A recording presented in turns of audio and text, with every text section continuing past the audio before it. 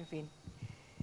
Don Miguel, usted ha participado en prácticamente todos los proyectos de desalación de agua de España. Me imagino, no sé si será usted un hombre muy querido, pero ¿por qué estos proyectos son siempre tan criticados? Bueno, yo creo que son criticados en ciertos ambientes, pero no en otros. Es decir, en Lanzarote nadie lo critica, porque si no, no tendrían agua. Y, en definitiva, yo creo que las críticas son por puro desconocimiento de lo que es la desalación. Hay tres puntos que son las tres objeciones que se le ponen a la desalación. La primera, dice, bueno, ¿el agua desalada se puede beber? ¿Tiene buen sabor? Y yo digo que prácticamente el agua desalada no se distingue de lo que puede ser el agua mineral, porque tú puedes hacer con la desalación un agua a la carta. O sea que el sabor es perfectamente aceptable por el hombre y sin ningún problema. Segunda crítica que se le hace, que las desaladoras contaminan el mar. Y entiendo que una desaladora no vierte sal al mar. Una desaladora devuelve al mar la sal que previamente se la ha extraído con el agua.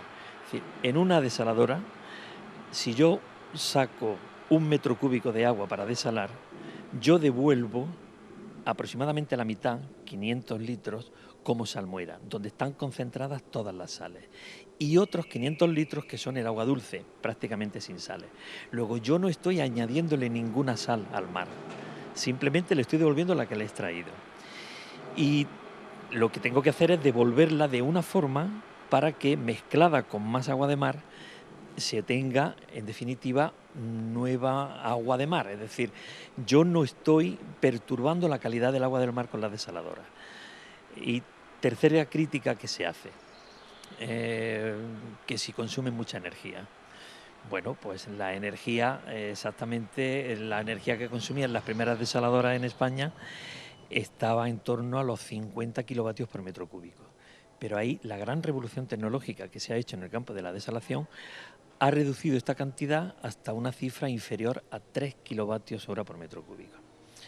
Por comparar, lo que puedo decir es que desalar 1 litro de agua de mar, que es lo que yo necesito para beber un día, equivale a 6 segundos de un secador de pelo o a 7 segundos de una plancha eléctrica. Es decir, hay otros usos de la electricidad que tienen un consumo energético superior y que no nos preguntamos nunca qué está pasando en el medio ambiente porque yo haya planchado una camisa o yo haya hecho cualquier otra actividad o haya pasado la aspiradora en casa, ¿no? Por tanto, creo que estas tres críticas son muchas veces por desconocimiento, algunas veces por desconocimiento interesado, y yo entiendo que nada mejor que clarificar y analizar todas estas críticas desde un punto de vista totalmente constructivo, porque lo tiene. Lo que sí puedo decir es que la devolución de la salmuera al mar son también una de las etapas que más hemos avanzado en España. En los sistemas de devolución, para evitar que haga el más mínimo daño en la flora o en la fauna marina, en España se han desarrollado muchísimo y están siendo modelo para aplicarse en otros sitios del mundo. Así que yo necesariamente tengo que decir que la desalación, la mala prensa es intencionada. Y es una opción a las sequías y al problema de agua que tenemos en el mundo, que este año no es noticia porque los medios de comunicación vamos muy deprisa y este año realmente ha llovido muchísimo, pero que realmente falta agua y puede ser una solución no solamente para España, sino para también muchísimos países del mundo que tienen sequías permanentes, ¿no? Sí, por supuesto. Pero yo lo que sí quiero dejar bien claro, y creo que en la exposición el discurso general culmina un poco con esta idea, es que la desalación no es una panacea para resolver el problema del agua del mundo. La desalación es un elemento más, un medio más de los que ha ideado el hombre para tener agua para beber. En la exposición, el final, hay un gran mural donde conviven, en definitiva, las distintas soluciones que representan los grandes esfuerzos que ha hecho el hombre a lo largo de la historia por tener agua para beber.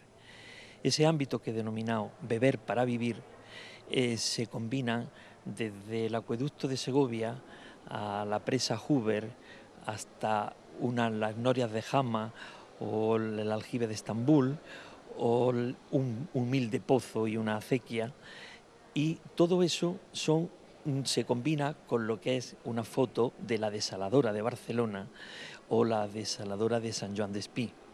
Entiendo que todos esos esfuerzos son dignos de admiración y todos deben convivir. Ninguno tiene que ser la panacea, todos deben convivir, porque en definitiva en ese mural final hay un poema de Mario Benedetti que parece que está hecho para la exposición, pero no es así, porque estaba hecho con mucha anterioridad. Pero donde empieza diciendo la del grifo, la mineral, la tónica, en definitiva, distintas aguas, la de la catarata, la del arroyo, etc. Y termina con una estrofa que es muy significativa, que dice: toda el agua del mundo es una abuela, que nos cuenta naufragios y regatas, que nos moja la sed y da permiso para seguir viviendo otro semestre. Parece que nada mejor que este poema para resumir lo que ha sido la intención mía en esta exposición. Qué bonito, don Miguel. Aunar recursos en los que el hombre también está implicado, también tenemos que participar, pues ahorrando, teniendo otros hábitos con el agua, ¿no? Parece como que llevemos años dispendiando este bien que además, como hablaremos después, no aparece nueva, sino que da vueltas, ¿no? Pero ¿cómo puede participar el hombre? ¿Qué es de qué manera se tiene que concienciar el hombre para pensar que no es un bien que podamos dispendiar? Bien, es decir, el agua no la vamos a agotar. Pero claro, dices, ¿qué es lo que podemos agotar? Agotar el recurso hídrico dulce que está en tierra y en un determinado sitio. Pero el agua, que hoy está aquí, mañana está en el mar, pasado en la nube, etcétera, etcétera, dentro de ese maravilloso ciclo del agua en el universo y en la Tierra en concreto. Ahora bien, todo lo que sea medidas de ahorro de ese recurso maravilloso e imprescindible para vivir, todo sea bienvenido. En la desalación yo creo que el esfuerzo lo hemos hecho bajando el consumo específico, pero en el campo del ahorro de agua, porque eso sería ahorro de energía, el ahorro de agua hay muchísimas actividades que cada vez más son necesarios, porque aunque la podamos tener, no debemos malgastarla. Es un bien muy preciado y tenemos que toda aquella medida de ahorro, sin perder calidad de vida, perfectamente debemos y tenemos que incorporarla. Y dígame, porque esto es un concepto muy bonito que usted me explicaba antes fuera de cámara y me decía, puede ser que usted ahora se esté bebiendo las lágrimas de Cleopatra, ¿no? Sí. Esto es muy bucólico, muy bonito, pero es para explicar algo muy poético, para explicar algo muy simple en lo que no pensamos. Sí, para eso me vas a permitir que sintetice un poquito lo que es el ciclo del agua. A mí me parece que el ciclo del agua es uno de los espectáculos más maravillosos que podemos contemplar en el universo. Y un ciclo del agua que en ese espectáculo intervienen dos actores principales. El primero, el sol, que es el gran motor de ese ciclo. Yo lo represento también como que es una referencia al mito de Sísifo. Sísifo fue ese personaje mitológico condenado por los dioses a estar subiendo continuamente una piedra a lo alto de una montaña, y cuando estaba llegando al final se le caía y tenía que volver otra vez para subir a la montaña. Es también el mito del eterno retorno, ese mito del agua. Sísifo sería el sol, que está subiendo continuamente el agua hacia arriba, hacia la montaña, pero que luego se despeña y llega nuevamente al mar. Bien, este ciclo, con este personaje, el sol, tiene el otro personaje importante, que es el agua. Y el agua, yo digo que el agua es muy coqueta y que es una gran actriz y representa muchísimos personajes. Y tiene distintos hábitos, pero hay un refrán muy castellano que dice que el hábito no hace al monje. En un momento aparece el agua en estado sucio, en estado turbio, en otros aparece clara, en otros aparece salada, en otros dulce, contaminada, pero todo eso son ropajes. Y ves cómo naturalmente en ese ciclo el Sol contribuía a que fuera quitándose cada uno de esos personajes. El Sol y la gravedad, en fin. ¿Qué pasa? Que había un último velo, que era el velo de la sal, que solo se lo quitaba el Sol. El hombre no sabía cómo quitarle la sal. Sabía limpiarla. Y de hecho, pues hay referencias muy antiguas de cómo se filtraba en el agua, los filtros en la época romana y muy anteriores, y cómo se iba decantando y clarificando, pasándola a través de arena, etcétera, etcétera, pero siempre el agua salada seguía siendo salada.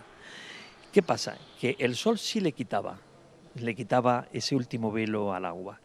Pero mira por dónde el hombre ha llegado en este siglo, bueno, en el siglo pasado, perdón, el siglo XX, ha llegado a saber quitarle, le ha robado el secreto al sol. Es en ese esfuerzo prometeico del hombre por robarle la sabiduría a los dioses, también le ha robado el secreto de cómo separar el agua y las sales. Bien, pues ese último velo de sal que se lo quitaba el sol, también hemos aprendido a hacerlo en la desaladora. Es decir, hemos sabido cómo desprender, en definitiva, el agua de todas sus impurezas.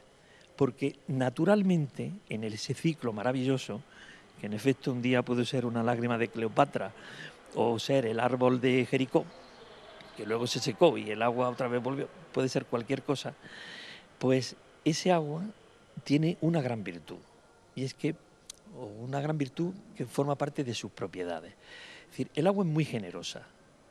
Yo cuando me lavo las manos, la suciedad mía se incorpora al agua. A mí me limpia y el agua recupera esas impurezas. Pero lo mismo cuando pasa por el terreno.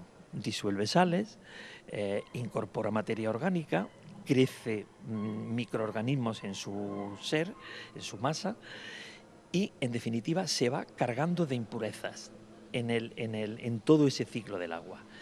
Bien, nosotros lo que en definitiva tratamos de hacer, y lo que ha tratado de hacer el hombre, es separar esas impurezas a través de inventar distintos filtros y finalmente también hemos sabido cómo quitarle el agua, quitarle las sales. Hay 3 formas de cómo se desala el agua, que dependen de cómo apliquemos la energía. Para desalar necesariamente hay que aportar energía. No cabe desalar sin aportar energía. Y depende de cómo aportemos la energía, dará origen a los distintos procesos de desalación. Cuando se hace en forma de calor, se tienen los procesos de evaporación. En forma de energía mecánica, los procesos de ósmosis inversa, y en forma de energía eléctrica, creando un campo eléctrico, los procesos de electrodiálisis. Estos son los 3 grandes grupos de procesos para desalar el agua que naturalmente ha incorporado la impureza de la sal.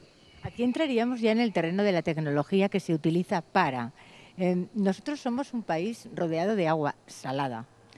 Tenemos científicos como usted, expertos en desalación de agua, y me pregunto, ¿somos capaces de crear la tecnología suficiente y exportar este conocimiento y esta tecnología suficiente? Sí, somos capaces y lo hemos hecho. De hecho, las empresas, el programa de desalación que se ha llevado a cabo en España, pues en todos los foros internacionales de desalación, siempre es muy reconocido y muy valorado, porque hemos estado siempre un poco en la cresta de la ola, en la punta de lanza de aplicación de estas tecnologías. Se empezó por las tecnologías de evaporación, cuando no había otra. Incorporamos la ósmosis inversa prácticamente cuando se empezó a aplicar a principios de los años 80. Y dentro de esa tecnología de la ósmosis hemos ido mejorando desde unos consumos muy elevados al principio, en torno entre 8 y 10 kilovatios, hasta los 3 o menos de 3 que tenemos hoy. Es decir, esa tecnología en España se ha desarrollado muy bien. Y puedo decir que las empresas españolas dedicadas a la desalación en este momento están presentes en todo el mundo. La desaladora en Londres se está haciendo por una empresa española, En Chennai, en la India, se está haciendo por una empresa española, en Australia, en Argelia, en Chile, en Estados Unidos. Es decir, hay empresas españolas del sector que están en todo el mundo, porque en España pues se han hecho las cosas, yo creo que en este campo bastante bien. Hay dos hándicaps que se asocian a esta leyenda negra que hay un poco, con todo lo bonito que usted nos lo cuenta, resulta que hay una leyenda negra en torno a las desaladoras. Unas son los costes y otra es la ecología. ¿Qué nos puede decir a estos dos respectos? ¿Es una tecnología cara, poco asumible, poco rentable y es contaminante? Empiezo por los costes. Los costes de la desalación han bajado de una forma llamativa desde el principio de los años 70 hasta ahora. Hoy día cuesta mucho menos desalar un metro cúbico de agua que en los años 70. Muchísimo menos. ¿Por qué? Porque consumimos muchísima menos energía.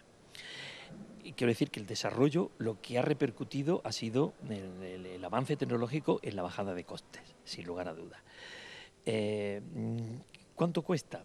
Pues lo que puede costar el metro cúbico de agua desalada hoy día, desalar a pie de planta, podemos estar en torno a unos 60, 70 céntimos de euro por metro cúbico, por 1000 litros.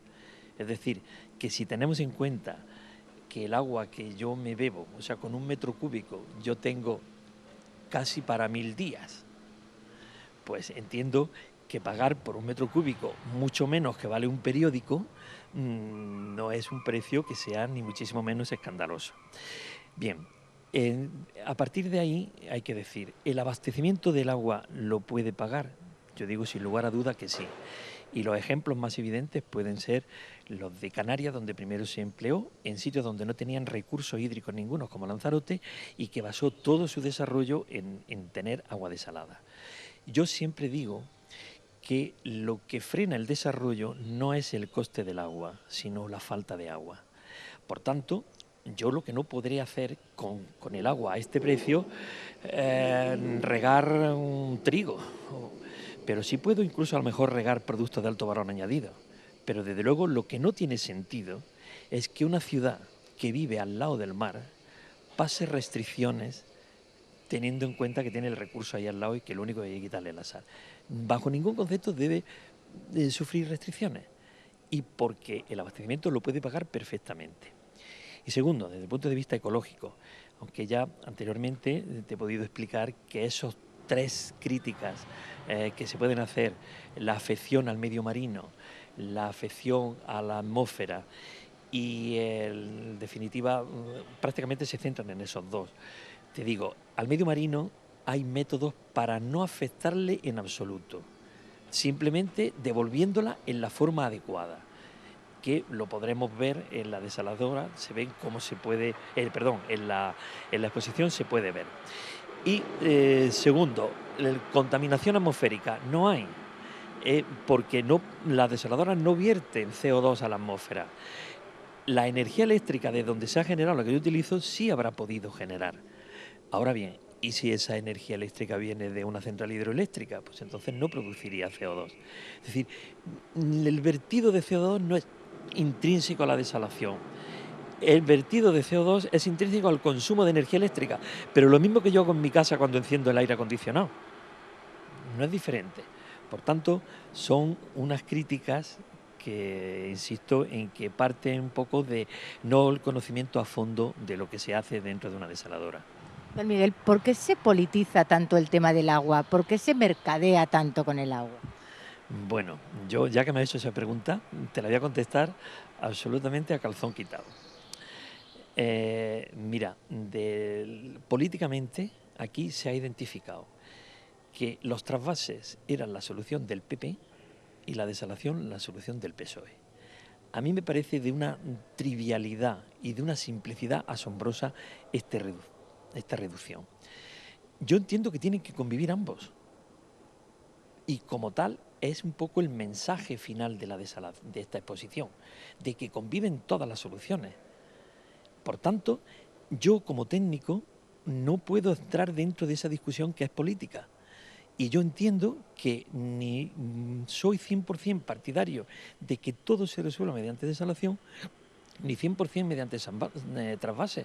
Entiendo que hay una cuestión económica de saber si desalar el agua en Almería y en Murcia, que vale lo mismo que desalar en Castellón, es más conveniente desde el punto de vista económico trasvasar agua hasta Castellón o hasta Valencia y desalar en Almería.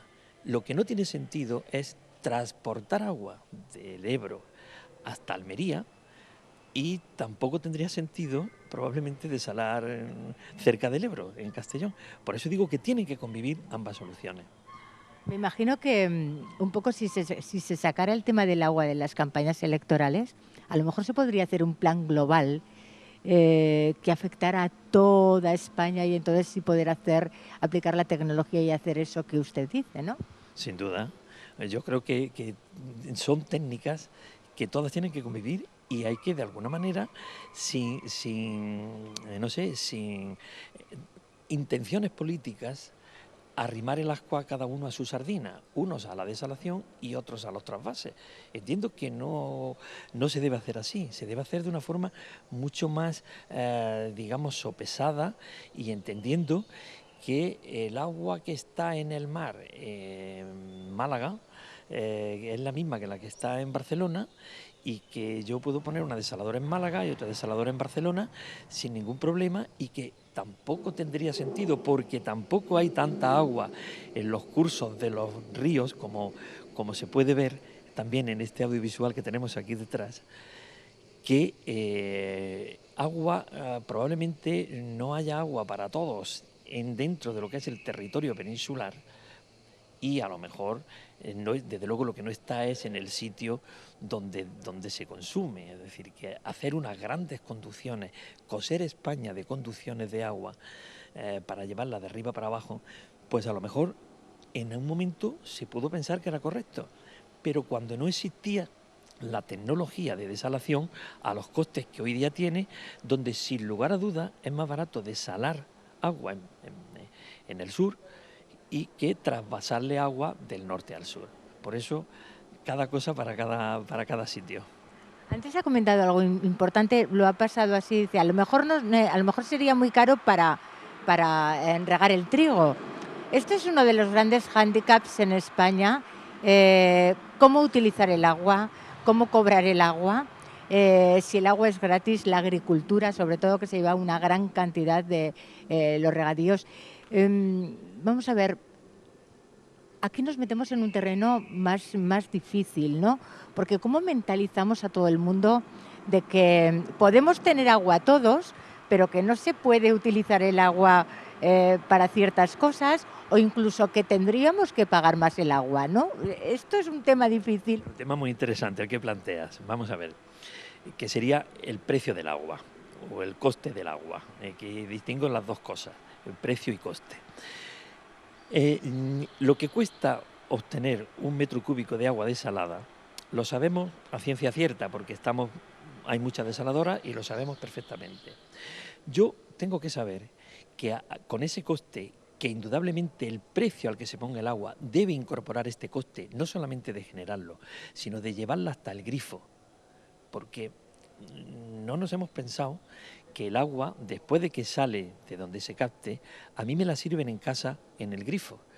Yo tengo que pensar que si yo llevo una botella de agua mineral desde el supermercado hasta casa, si yo tuviera que transportar un metro cúbico de agua embotellada, que son 1000 kilos, simplemente para subirlo a una casa, si vivo en un cuarto piso, pues tengo que saber el esfuerzo que eso lleva.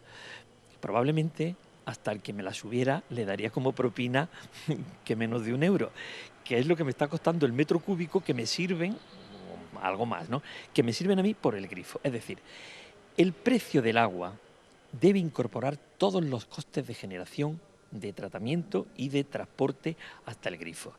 Por tanto, no podría yo llevar a cabo una actividad económica si yo en el precio no he incorporado esos costes, porque habría subvenciones encubiertas. Los regadíos son el ejemplo más claro de cómo el agua no se ha pagado su verdadero coste. Y por motivos diversos pues puede tener cierta subvención, y por eso el agua para el riego yo considero que es barata y que no incorpora todos sus costes. Otra cosa es que haya razones por las que se subvencionen, pero tenemos que ser conscientes de que llevar un metro cúbico de agua a un regadío cuesta mucho más de lo que se está pagando normalmente por ese metro cúbico. Esto es una cosa que de alguna manera hay que tratar de paliar en el futuro. Sin embargo, en el abastecimiento sí se está pagando prácticamente todos los costes.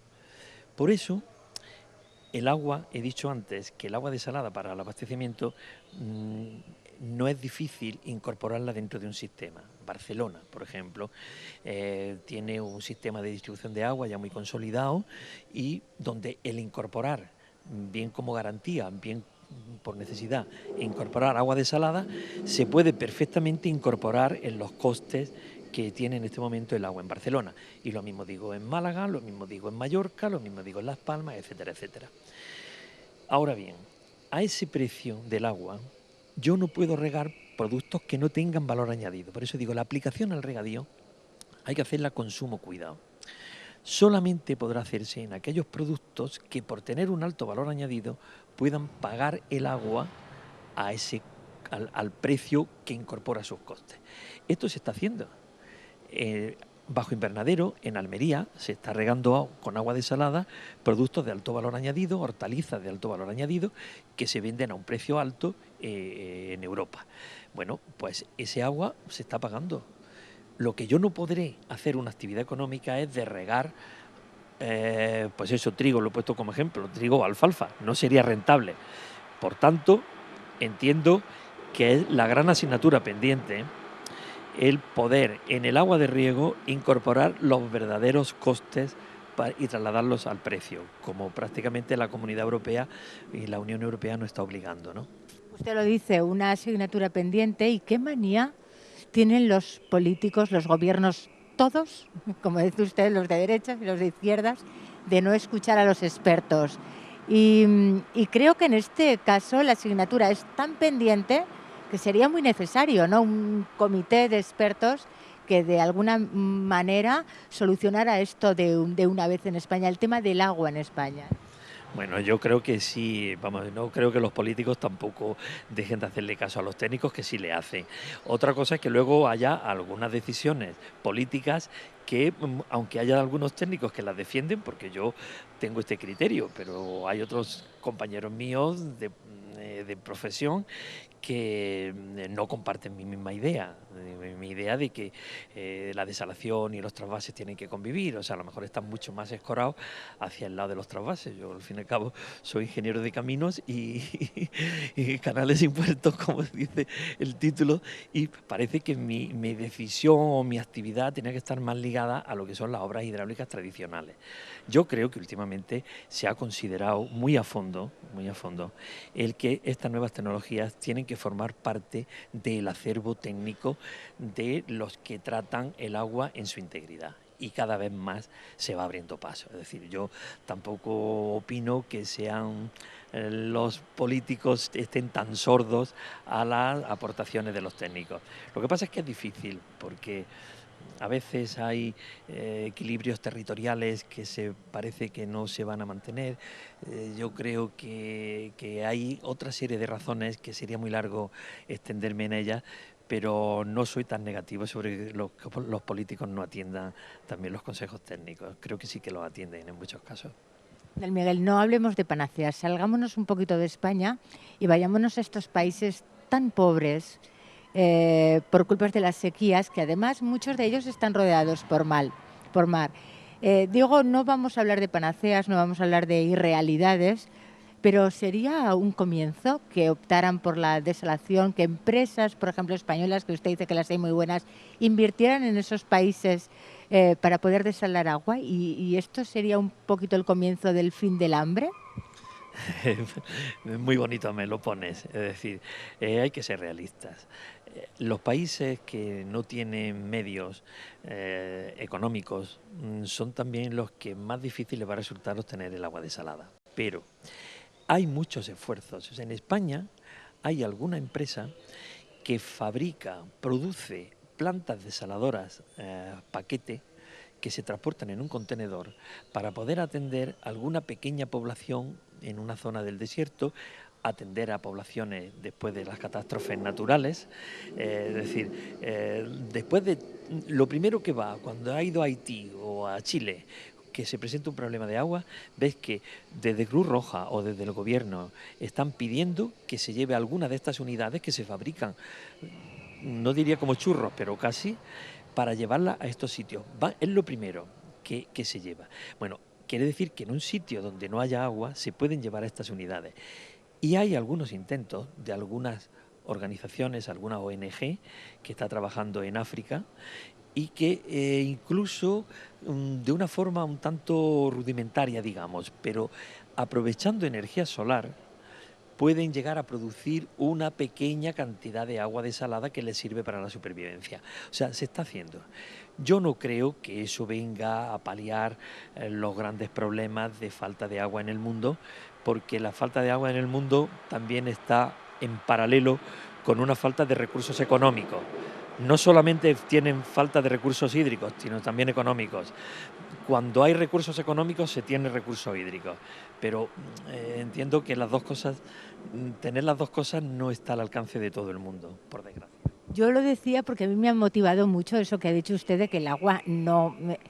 tenemos la misma desde que se produjo el Big Bang, que usted explica muy bien en esta exposición, que recomendamos a todo el mundo.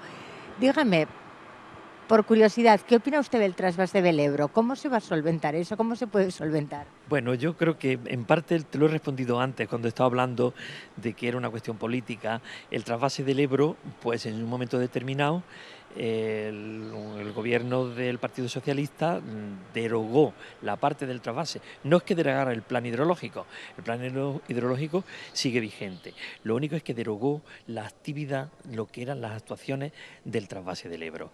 El trasvase del Ebro, con unos argumentos, a mi modo de ver, muy convincentes, lo que pretendía era llevar hasta, me parece que era la cifra cercana a los 1000 hectómetros cúbicos año, llevarlo desde el Ebro llegaba hasta el sur.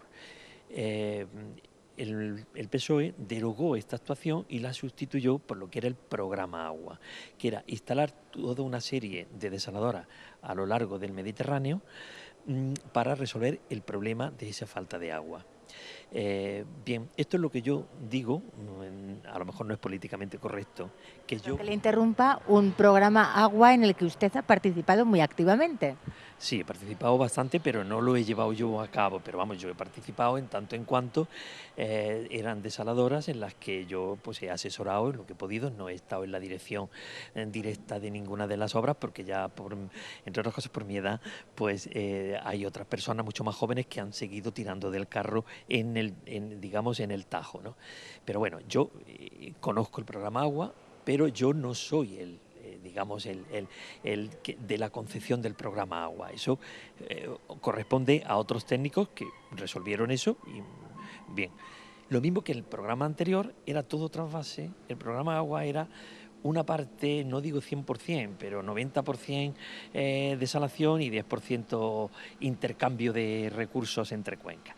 Bien, yo creo que el tiempo posiblemente dé la razón a los que propugnábamos que hubiera un diálogo entre las dos soluciones y que se hubiera posiblemente hecho una parte como trasvase, por supuesto no esos 1000 hectómetros cúbicos, sino a lo mejor, que digo yo, pues 150, 200 hectómetros cúbicos año y el resto de desalación. Y yo creo que posiblemente se habrían evitado muchas de las tensiones gratuitas, a mi entender, que no tenía mucha razón de ser. Esperemos que se solucione, que todo conviva y que al final por lo menos podamos solucionar el tema del agua, ¿no? Bueno, yo creo que en España, con el programa Agua, cuando esté en ejecución, habrá una solución muy palpable de la falta de escasez de agua en todas las zonas de toda la cuenca mediterránea y también en las islas, en Canarias y en Baleares y en Ceuta y Melilla. Todo eso es lo que abarcaba las actuaciones del programa Agua. Yo entiendo que, no sé, no es que esté, yo por lo menos yo no conozco que haya en este momento una reconsideración de las actuaciones del programa Agua. Lo que está en vivo son el programa Agua.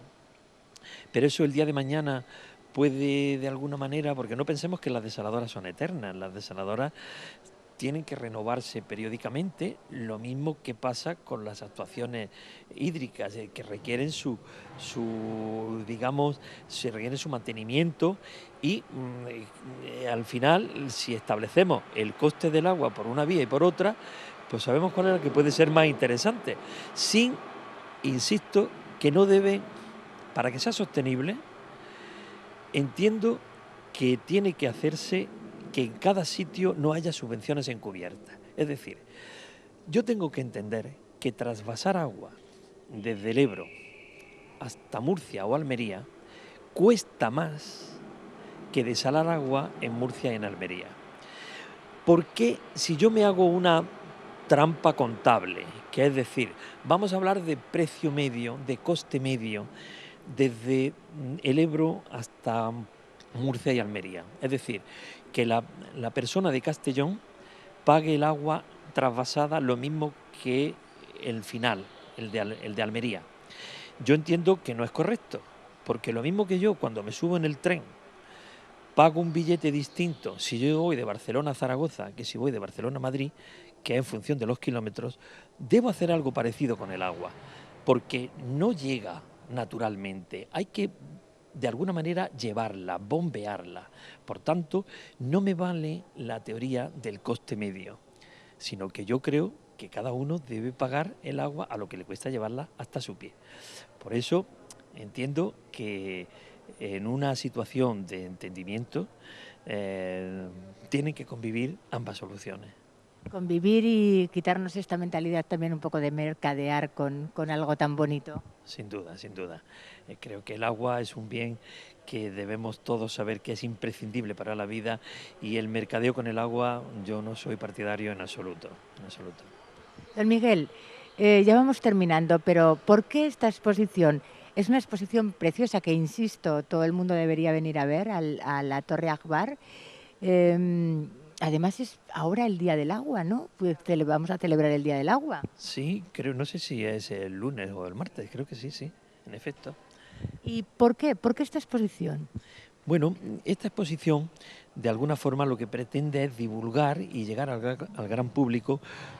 Fue uno de los retos que me planteé desde el principio, es hacerla llegar al gran público, porque ya como técnico pues me ha tocado tener que montar exposiciones en foros técnicos, pues, entre ingenieros y conocedores, y exposiciones como muy técnicas, mucho cuadro, mucho gráfico, fotos de equipos, etcétera, etcétera. Y yo cuando Akbar me planteó el hacer esta exposición, yo de siempre dije que yo quería hacer una exposición que no fuera al uso, quería hacer una exposición para el gran público. Y fue exactamente eso lo que me dijeron, no, dice, eso es lo que queremos que hagas, no una exposición donde la técnica sea lo que domine. Entonces yo he querido hacer una exposición para acercarme al agua, pues con todo el cariño con el que yo lo he hecho desde el punto de vista profesional desde el principio. Y por eso hago ese recorrido desde que empieza por esa gran paradoja que vive el náufrago que muere de sed estando rodeado de agua, y cómo esa paradoja que sabe que si bebe ese agua se muere, no le sirve para vivir sino para morir. De alguna forma ha sido como una espoleta que ha agudizado, ha llamado al hombre a preguntarse ¿por qué no me puedo beber el agua del mar? ¿Qué tendría que hacer para beberme el agua del mar? Bien, entonces por eso empiezo y digo que el mar es la gran fuente, porque es donde está la mayor cantidad de agua disponible, aunque esté salada. Bueno, pues ese mar, la gran fuente, es que como he dicho, explicado antes en el ciclo, el sol es el que se encarga de elevarla, de que luego aparezca por una fuente, por un río, etcétera, etcétera, y vaya contaminándose naturalmente en ese recorrido hasta que llega al mar. Bueno, pues desde ese origen del agua que surge poco después del Big Bang y que no se vuelve a crear más y que sigue eternamente dando vueltas, entiendo que la desalación está todo indicado, y por eso era mi idea, de indicarle desde dónde nace el agua, qué pasos va teniendo, cómo el agua me la encuentro en distintos estados, unas veces salada, otras veces dulce, turbia, contaminada, en forma de hielo, en forma de vapor. Bueno, pues cómo son distintos estadios en los que aparece el agua. Pero el agua sigue siendo la misma. El agua no se ha perturbado porque haya incorporado ninguna de estas impurezas. Por eso el discurso general de la exposición está: el agua es la misma, sufre un ciclo, la diferencia entre una gota de agua dulce y una gota de agua de mar se expone en la exposición como dos grandes gotas llenas de moléculas, una solo moléculas de agua y otra moléculas de agua con iones de sales, y se va recorriendo sabiendo los grandes números del ciclo hidrológico, dónde está el agua en el mundo, como este audiovisual que tenemos a la espalda, y a partir de ahí, cómo ha ido el hombre quitándole impurezas. El espectro de la filtración, quitándole las partículas más gruesas con rejillas, posteriormente con filtros más finos, así sucesivamente hasta llegar al último filtro, que son las membranas de ósmosis inversa, que es ese filtro que, como he dicho antes, es el que le quita el último velo al agua, el último velo, que es la sal. Y luego hacemos un recorrido por lo que es los distintos pasos que tiene una desaladora, basándome en lo que es la desaladora de Barcelona. Cómo se capta el agua en el mar, cómo se filtra con una reja de desbaste previamente, de ahí se pasa a una etapa para eliminar partículas muy ligeras, que se eliminan por flotación, añadiéndole aire para que floten, como poniéndole un flotador a cada partícula estas de impureza, posteriormente una filtración en arena y antracita, y de ahí pasar a una bomba, que es la que aporta la energía, que es la que va a impulsar el agua a las membranas. Una bomba que eleva la presión hasta 65 kilos centímetro cuadrado, porque se haga una idea, una persona que no sepa exactamente lo que esto significa, es como si con esta bomba que tenemos aquí expuesta en la exposición bombeáramos agua y la elevaríamos el agua a una altura superior a 5 veces la Torre Akbar. O sea, prácticamente a 650 metros. Bueno, de ahí ese agua, ya a esa presión, es la que se introduce a las membranas, y donde se introducen las membranas, y ahí se produce la separación del agua y las sales. Con unos audiovisuales que van soportando cada uno de estos pasos, se culmina con un guiño, digamos, que es qué pasa al otro lado de la membrana. Y a través de una sutil cortina yo paso la membrana y me encuentro esos dos mundos, que serían la salmuera y el agua dulce. La salmuera, donde hay donde se dice cómo se recupera la energía y cómo se devuelve la salmuera al mar para que no perturbe ni a la flora ni a la fauna, y por otro lado el agua dulce. El agua dulce, que es un agua muy pura y que conviene para efectos, para que sea más beneficiosa para el organismo, añadirle algunas sales, sobre todo sales de calcio. Lo mismo que hace el agua de lluvia cuando pasa por el terreno, que disuelve sales y luego el agua que sale por la fuente ya la lleva incorporada. Entonces nosotros hacemos que lo mismo que cualquier otra fuente, incorporar esas sales para que luego tenga el agua buen sabor. Y estos dos flujos que salen de la membrana, uno de salmuera y otro de agua dulce, el de la salmuera se devuelve inmediatamente al mar después de haberle recuperado la energía residual que llevaba. Y el agua dulce también vuelve al mar, pero después de haber calmado la sed de muchas personas, que posteriormente se excreta, se depura y finalmente también llega al mar. Es decir, el agua no se queda en tierra. El agua que hay en la tierra es prácticamente constante. Puede cambiar de sitio. Unas veces dice, ¡ay, que llueve mucho! Bueno, pues en otro lado a lo mejor está lloviendo menos. Pero el agua de la lluvia, el agua que hay en tierra y demás, son prácticamente constantes. Por tanto, tenemos que saber que toda el agua tiene, por así decir, un estadio que es un eslabón. Yo nunca veo el mar como el final de un camino. Ese final del camino al que muchos poetas incluso se referían. O sea, Jorge Manrique decía que nuestras vidas son los ríos que van a dar a la mar, que es el morir.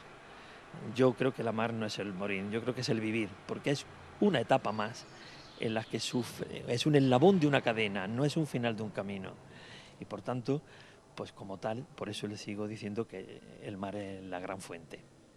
Pues fascinante hablar del agua con usted, don Miguel, un agua vieja, milenaria, que además nos es tan necesaria. Muchísimas gracias. Nada, muchísimas gracias también a vosotros. Ya estamos. ¿Qué tal? Muy bien. Bien, bueno. Muy bien. ¿Algo bien? Bien, la verdad es que se os veía muy a gusto. Bueno, hemos hablado de todo. Gusto, ¿sí? Hemos hablado del agua, hemos hablado también un poco del tema político del agua, que es importante, el tema económico del agua. Y bueno, a mí me ha fascinado ¿Coste? ¿Te ha fascinado? del coste, sí, creo que es muy completa y muy bien. Y que lo hemos entretenido mucho rato, pero que No ya te lo preocupes. siento. Bueno, No te mira, preocupes. era la Porque ya- ocasión. Era la ocasión. Era Sí. la ocasión, yo Espero no la que- acompaño para que me echen a mí la bronca. No, Sí, me y mientras nosotros vamos a grabar Mira, unos Todo lo que recursos. necesitéis. Y de cara a la visita a la torre te llamaré. No, sí, no te preocupes. Bueno, tranquila. no hay tiempo, pero... Yo, placer. venga, no te digo, Gemma. Un auténtico Mira, placer. como no me ha dado tiempo a explicarte Sí, el lo final, del final. lo del final es singular, donde están donde hay un poema de Benedetti que es precioso, Sí, que es el que hemos comentado. hemos comentado. Se la- De alguna manera se lo recoge porque están en uno, Sí, aparece. yo ahora me voy con José Y luego la idea está, que es muy gráfica y muy interesante, que es donde están estos vasos. Para que veas casi que eso, aunque sea, te lo explico para que lo vas a entender muy fácil, pero...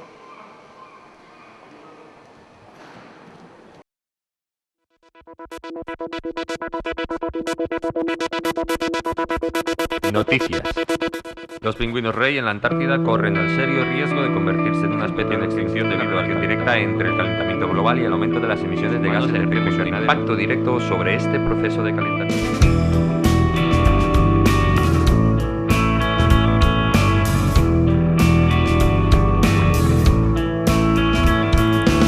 Calentamiento global, como un buzo en el mar, sin agua en el cielo, ni agua para riego, lágrimas sabor a sal. Un proyecto que no quiero. Oh yeah.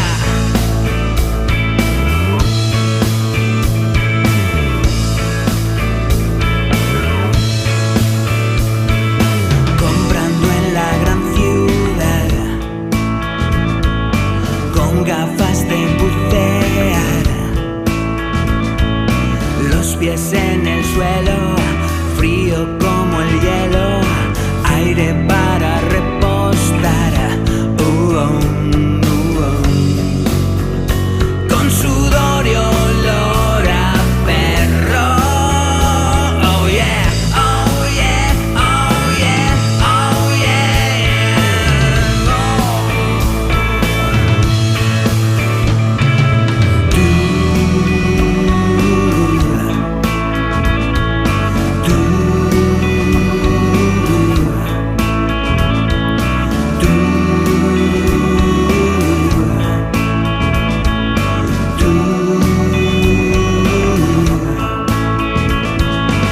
Ahora quiero despertar,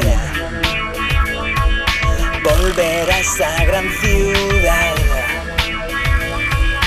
con gafas de Armani, lluvia sobre el suelo, charcos que poder pisar.